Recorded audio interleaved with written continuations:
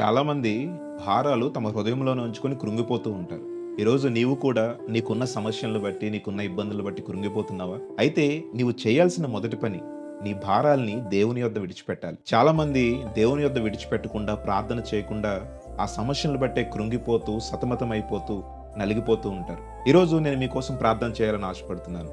ఈ చిన్ని ప్రార్థనలో మీరు కూడా ఏకీభవించండి. మహోన్నతుడా, పరిశుద్ధుడా, ప్రేమ కలిగిన మా తండ్రి, నీ ఘనమైన నామమునకు వందనాలు. అయా, మరి మేము ఈ విధంగా కలుసుకుని ప్రార్థించుటకు నీవు మాకిచ్చిన ఈ యొక్క అవకాశమును బట్టి, ఈ జీవితమును బట్టి, ఈ ఆయుష్ని బట్టి నిన్ను ఎంతగానో స్తుతిస్తున్నాం. ప్రభా, ఎవరైతే ఈ ప్రార్థనలో ఏకీభవించారో వారందరి హృదయాలను దర్శించమని నీ సన్నిధిలో ప్రాధేయపడుతున్నాను.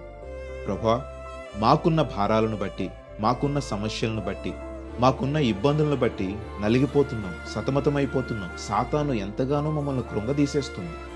ప్రభా, ఈరోజు నీ సన్నిధిలో చేరి మా భారాలను నీ సన్నిధిలో విడిచిపెడుతున్నాం.